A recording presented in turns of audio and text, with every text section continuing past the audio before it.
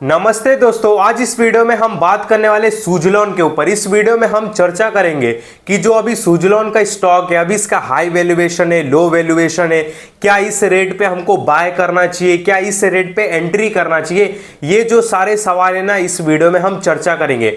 Actually हमारे एक भाई ने कमेंट किया था, उन्होंने बोला था कि भाई सुजलॉन के ऊपर वीडियो बनाओ। यहाँ पे देख सकते हो कि मैं नोटिफिकेशन भी दिखाता हूँ। यहाँ पे जो हमारे इमरान शेख भाई है, उन्होंने बोला था कि भाई सुजलॉन के बारे में बताओ, ठीक है। तो यहाँ पे सुजलॉन को हम कवर कर रहे हैं, इसके लिए आप भी कमेंट कर सकते हो, कोई भी स्टॉक रहेगा हम उसके ऊपर वीडियो बना देंगे। और हाँ, ये वीडियो ना बहुत ही इंपॉर्टेंट होने वाली। अगर आपका नजर सुजलॉन, जेपी पावर, इन सारे स्टॉक पे है तो ये वीडियो आपको जरूर देखना चाहिए, क्योंकि वैल्यूएशन के हिसाब से काफी समझना जरूरी है कि जेपी पावर का मार्केट कैप कितना है, उसकी सेल्स कितनी है, सुजलॉन का मार्केट कैप कितना है और इसकी सेल्स कितनी है। क्योंकि देखो अभी इसमें से मैं आपको आगे चल के कंपेयर भी करूंगा।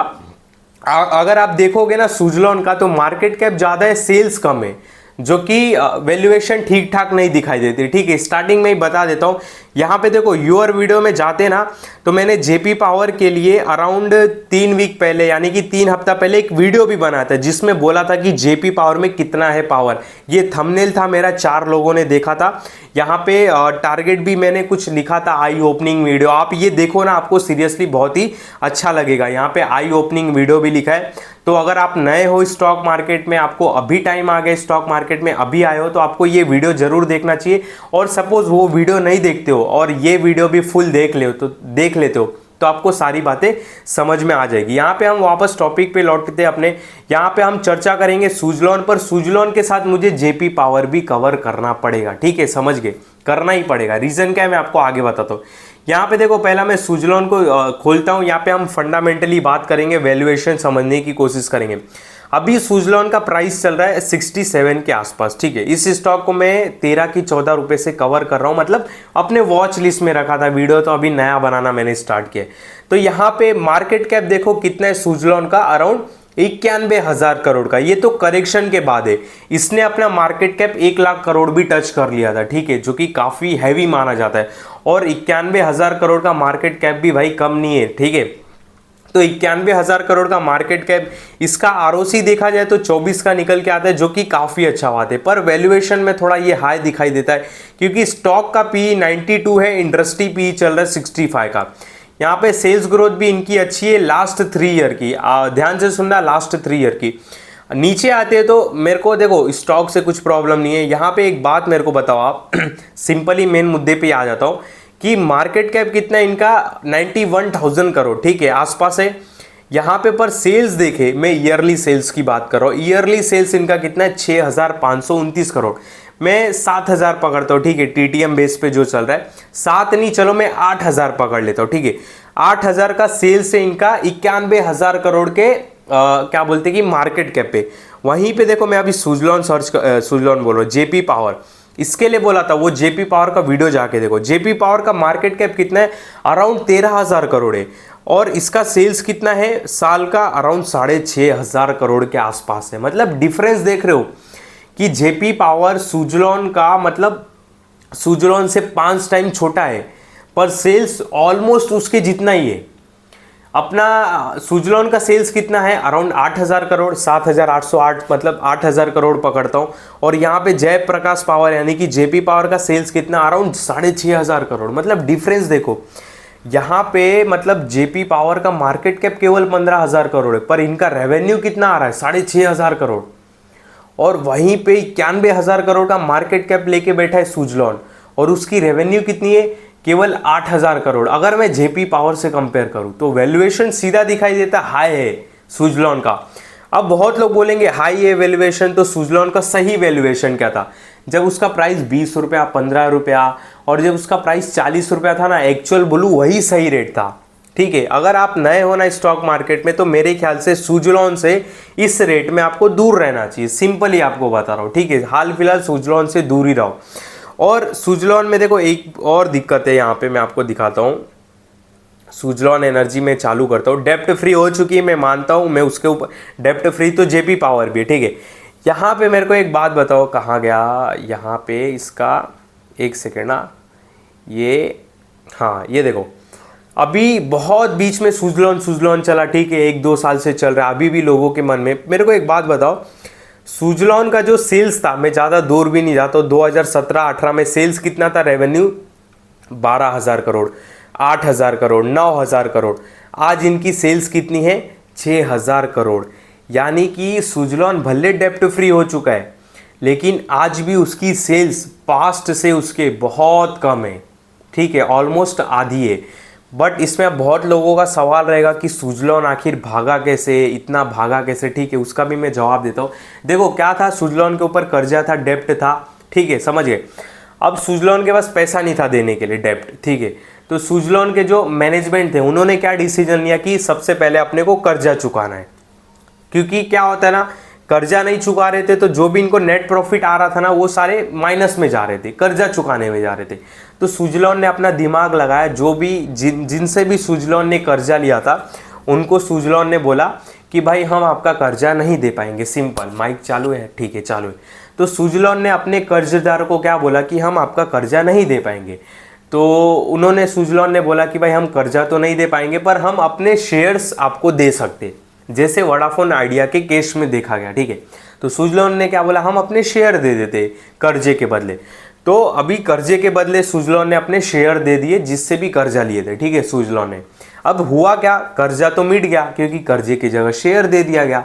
तो कर्जा मिट गया, तो जो भी सुजलॉन का नेट प्रॉफिट आ रहा था वो प्लस में आने लगा, क्योंकि कर्जा तो पे ही नहीं करना है। और जितने भी इनके जो रिजर्व माइनस में थे वो प्लस में आने लगे, और जो इनके कर्जे थे वो सारे कम हो गए। मतलब रिजर्व ज़्यादा हो गया, कर्जा कम हो गया। यहाँ पे जैसे मैं आपको दिखाऊं, यहाँ पे देखो, पहला इनका रिजर्व था -1355 करोड़, 5,500 करोड़, कर्जा था अराउंड 6,500 करोड़। बाद में इन्होंने कर्जा चुकता किया, तो मतलब कर्जे की जगह इन्होंने शेयर्स दे दिए, तो जो भी नेट प्रॉफिट आने लगा उनका क्या बोलते कि सब प्लस में आने लगा। तो अब क्या हो गया, 1,200 करोड़ का रिजर्व हो गया, 150 करोड़ का कर्जा रह गया, यानी कि कर्जा कम, रिजर्व ज़्यादा हो गया। इसके लिए स्टॉक एकदम फुल रॉकेट बन गया, ठीक है, समझ गए। पर अभी के हिसाब से देखें तो हाल फिलहाल देखो, मैं तो अवॉइड करूंगा सिंपली, ठीक है। इसके जगह भाई जेपी पावर, ठीक है। यहाँ पे एक बार मैं फिक्स असेट भी चेक करता हूँ, जैसे कि देखो इसका फिक्स असेट अराउंड कितना है, 1764। जेपी पावर का देखें अपन, यहाँ पे जेपी पावर का 13,000 करोड़ का मार्केट कैप, और फिक्स असेट भाई इसका ज़्यादा है, 12,000 करोड़। भाई मैं जेपी पावर को सिलेक्ट करूंगा, अभी भी बोलता हूँ। देखो जेपी पावर का भी मैं कहानी बता देता हूँ। जेपी पावर के ऊपर भी कर्जा था, तो जेपी पावर ने अपना क्या दिमाग लगाया, मैं आपको शॉर्ट टर्म में फटाफट बता देता हूँ। तो जेपी पावर के पास पहले फिक्स असेट कितने थे, अराउंड 31,000 30,000 करोड़ के इनके पास फिक्स असेट थे। मतलब ये कौन से असेट थे, जैसे कि प्लांट मशीन हो गया, लैंड हो गया, बिल्डिंग हो गया। तो इनके पास कितने हजार करोड़ के थे, लमसम 30-35 हजार करोड़ के। तो कंपनी हो गई कर्जदार, कंपनी के ऊपर हो गया कर्जा। तो कंपनी ने क्या बोला कि हम अपनी कुछ जमीनें बेच देते हैं और उससे कर्जा चुका देते हैं। क्योंकि देखो, हम अगर अपनी कुछ जमीनें नहीं बेचेंगे, ठीक है, कुछ प्लांट मशीन बिल्डिंग नहीं बेचेंगे, तो जो भी हम नेट प्रॉफिट कमाएंगे वो सब हमारा माइनस में जाएगा, सब हमको ब्याज भरना पड़ेगा बैंक का। तो जेपी पावर ने बहुत दिमाग लगाया अपना अच्छा वाला, और उन्होंने बोला ठीक है, हम हमारी आधी जमीन जायदाद बिल्डिंग मशीन सब बेच देते, आधी। उन्होंने अराउंड 15,000 करोड़ के आसपास की अपनी जमीन जायदाद बिल्डिंग्स प्लांट मशीन बेच दिया। और फिर क्या हुआ, जेपी पावर 1-2 रुपये से 19-20 रुपये पे आके खड़ा हो गया। बीच में शायद 23 रुपया पे गया था, मुझे जैसा याद आ रहा है। तो इससे क्या हुआ, जेपी पावर भी का जो नेट प्रॉफिट है वो प्लस में आने लगा। तो जेपी पावर ने क्या दिमाग लगाया, जैसे एक एग्जाम्पल से मैं बताता हूँ, एक एग्जाम्पल से बता रहा हूँ कि जेपी पावर के पास जैसा मान लो कि 20 बिल्डिंग है, सपोज 20 बिल्डिंग है, एक एग्जाम्पल के लिए बता रहा हूँ, कोई ये नहीं बोल रहा हूँ कि ऐसा ही हुआ है। जैसे जेपी पावर के पास 20 बिल्डिंग है, अब 20 बिल्डिंग से उनको मान लो कि मतलब 20 बिल्डिंग में इनके बिजली के प्लांट लगे। एग्जाम्पल के लिए समझो कि 20 बिल्डिंग में इनके बिजली के प्लांट लगे, और वो 20 बिल्डिंग से ना पूरे सिटी को बिजली जाती है, ठीक है। तो जेपी पावर ने अपना क्या दिमाग लगाया, बोल रहे कि भाई हमारे पास 20 क्या बोलते बिल्डिंग है, वहाँ पे 20 प्लांट है। अब 20 प्लांट से जो हम बिजली प्रोड्यूस कर रहे, जो लोग जो बेच रहे, उससे जो प्रॉफिट आ रहा है सब हम बैंक का कर्जा भर रहे। तो जेपी पावर ने बहुत मस्त दिमाग लगाया, उन्होंने बोला भाई 10 बिल्डिंग बेच दो, 10 बेच दो। अब 10 बेच दिया तो जो 10 से आ रहा है वो अपनी जेब में आ रहा है। पहले क्या होता था, जो 20 से पैसा आता था वो बैंक का कर्जा भरने में जाता था, बैंक का ब्याज भरने में। अब भले उनके पास 10 प्लांट है, पर वो पैसा उनके कंपनी में आ रहा है, ठीक है, कंपनी में लग रहा है, उनके जेब में आ रहा है, जिससे स्टॉक का प्राइस भागा। इसकी वजह से मुझे ये स्टॉक भी काफ़ी अच्छा लगता है। पर अगर दोनों के कंपेयर में बोलो तो मैं जेपी पावर को आंख बंद करके सिलेक्ट करूंगा, क्योंकि आज भी इनके पास फिक्स असेट्स अराउंड, देखो दिखाता भी हूँ, टेंशन नहीं हो। देखो पहले इनके पास 30-31 हज़ार करोड़ के असेस्ट थे, आज कितने हो गए, 12,000 करोड़ के। पहले इनके ऊपर कितने करोड़ का कर्जा था, अराउंड 23-25 हज़ार करोड़, देखो 32 हज़ार करोड़ का कर्जा था, आज इनका कर्जा कितना हो गया, 4,000 करोड़। तो वही बोला, अपनी जगह प्लांट मशीन बेच के इन्होंने कर्जा चुकता कर दिया। अब भले 10 ही प्लांट है, पर 10 में से जो पैसा आ रहा है वो घर में आ रहा है, बैंक के पास तो नहीं जा रहा है ना, आप समझ रहे हो ना। तो ऐसा जेपी पावर की एक टर्नओवर स्टोरी थी। तो जेपी पावर को मैं सिलेक्ट करूंगा। सुजलॉन में अगर आप जा रहे हो तो प्लीज़ आप अपनी स्टडी जेपी पावर के लिए रखिए। देखो जेपी पावर का रिजर्व भी 5,145 हो गया और कर्जा बोले तो 4,000 करोड़ के आसपास है। 12,000 करोड़ के आसपास का फिक्स असेस्ट है, जिसके वजह से जेपी पावर का जो बुक वैल्यू है शायद ज़्यादा ही रहेगा मेरे ख्याल से, बुक वैल्यू 17 निकल के आता है। तो एक बात इसमें एक और चीज़ देखो, यहाँ पे सुजलॉन का जो पीबी रेशियो है कितना है, अराउंड 20 का है। बाप रे बाप, ये तो मैं देखा ही नहीं। तो सुजलॉन का बुक वैल्यू 3 है, पर अभी 67 पे ट्रेड कर रहा है, यानी कि सुजलॉन का जो पीबी रेशियो है 20 का है, बहुत ज़्यादा है। और यहीं पे मैं भाई जेपी पावर पकड़ूँ तो फिर मैं जेपी पावर को क्यों नहीं लूँ। जेपी पावर का पीबी रेशियो 1 है, क्योंकि बुक वैल्यू 17 है, अभी 19 पे ट्रेड कर रहा है, तो भाई 1 का पीबी रेशियो वाले को क्यों नहीं पकड़ूँ मैं।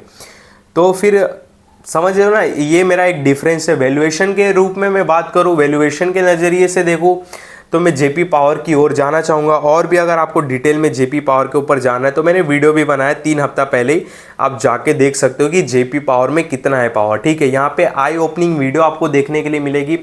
और अगर आप नए हो स्टॉक मार्केट में, भले आप जेपी पावर में ना इन्वेस्ट करते हो ना, मतलब भले आप सुजलॉन में ना करते हो, तो भी आपको वीडियो देखनी चाहिए, क्योंकि आपको कुछ सीखने के लिए मिलेगा, ठीक है। तो ये था मेरे को दोनों स्टॉक को लेके नज़रिया। जेपी पावर देखो आने वाले समय में, मैंने यहाँ पे इसकी बात भी लिखी है कि आने वाले समय में 47 टारगेट निकल के आता है। अब ये तो बात की बात है, टाइम बताएगा कि इसका क्या टारगेट और सपोर्ट निकल के आएगा। और यहाँ पे बात रही सुजलॉन की, तो सुजलॉन को मैं हाल फिलहाल अवॉइड करूँगा। जब सुजलॉन 40 रुपीज़, 30 रुपीज़, 15 रुपीज़, 20 रुपये के आसपास था तब मैं कंफर्टेबल था, बट अभी कंफर्टेबल नहीं हूँ, ठीक है। इससे अच्छा फिर मैं टाटा पावर की ओर चले जाऊँ, अडानी ग्रीन की ओर चले जाऊँ, ठीक है। देखो मार्केट में अगर आप आए हो तो लालच में मत आओ, आप मत सोचो कि मेरा पैसा थोड़े टाइम में जल्दी बड़ा हो जाए, बढ़ जाए। देखो इससे क्या आएगा ना, आप महंगे सामान खरीद लोगे, ठीक है। आप 5 रुपये वाला पार्ले बिस्किट में बोलूँ 10 रुपये में लो तो आप नहीं लोगे, ठीक है। आप झगड़ा कर लोगे, बोलोगे मैं क्यों लूँ। तो जब आप इन सारी चीज़ों में इतना मोल तोल करते हो तो भाई स्टॉक लेने में क्यों इतना मतलब सोचते नहीं हो आप। तो सोचो, इससे अच्छा सस्ते वैल्यूएशन पे अडानी ग्रीन खड़ा है, ठीक है। मैं एक वैल्यूएबल इन्वेस्टमेंट की बात करता हूँ, ठीक है। हमेशा मेरी वीडियो में यही बात रहती है, वैल्यूएबल, एक झटके में नहीं, ऊपर नीचे नहीं। वैल्यूएबल मतलब जो वैल्यू की बात हो, जो अपने को समझ में आए, ठीक है, जो अपने को सूटेबल हो। बाकी रात में अगर अमीरी बनना है रातों रात तो फिर ड्रीम 11 का ऑप्शन है, ठीक है। पर प्रॉपर अगर आप स्टॉक मार्केट में आए हो तो प्रॉपर वैल्यूएशन के साथ प्ले करो। होता क्या है ना कि आप किसी भी चीज़ को वैल्यूएशन पे नहीं लेते हो ना, तो जब स्टॉक मार्केट में थोड़ा करेक्शन होता है तो स्टॉक धड़ाम देने गिरता है। अब 83-84 रुपीज़ सुजलॉन गया और धड़ाम से गिर के देख सकते हो यहाँ पे कितने का लो मारा था, 54 रुपये का लो मारा था, 55 रुपये का, ठीक है। तो यही बात होती है, मार्केट करेक्शन होता है तो धड़ाम से नहीं गिरता है। वहीं पे आप जेपी पावर देखो, नहीं गिरा इतना भाई। अगर मैं देखूँ और गिर जाए तो भी अच्छा है, बुक वैल्यू के नीचे मिल जाए तो और ही अच्छा है फिर तो। ये देखो यहाँ पे जेपी पावर में अगर मैं बात करूँ तो 19 से ज़्यादा 16 आया, ठीक है, और वापस ये 19 पे खड़ा हो गए। तो वैल्यूएशन नाम की जो चिड़िया होती है ना, यही चिड़िया होती है। अभी देखो 19 गया और वापस ये 16 आया और आज वापस 19 पे खड़ा है। और सुजलॉन देखो, सुजलॉन यहाँ पे कहाँ गया, 83 का कुछ इसने हाई लगाया था, 83 मुझे याद है भाई, मैं भी वॉच लिस्ट में रखता हूँ, समझ रहे हो, 83 के आसपास का। और 62 नहीं, लो कितना मारा था, अराउंड 54 का, और अभी भी ये 67 पे चल रहा है, 83 नहीं पहुंचा है। तो ये होता है वैल्यूएशन। सही वैल्यूएशन पे जब चीज़ लेते ना तो मार्केट में जब आंधी आती है ना तो स्टॉक को उतना नहीं फर्क पड़ता है। पर जो हाई वैल्यूएशन पे स्टॉक रहता है और जब स्टॉक में जब मार्केट में आंधी आती है तो वो स्टॉक में आग लग जाती है, गिरने लग जाता है, ठीक है।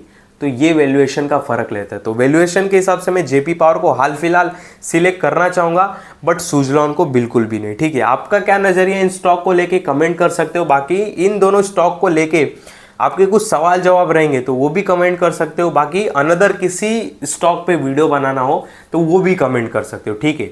बाकी इस स्टॉक में, इस वीडियो में मैंने आपको जो भी स्टॉक बताया, जो चार्ट पैटर्न बताए और जो आपने प्राइस देखा, केवल मैंने समझाने के लिए बताया। मैं आपको बिल्कुल भी ये नहीं बोल रहा हूँ कि आप जाके स्टॉक खरीद लो, बेच दो, नहीं।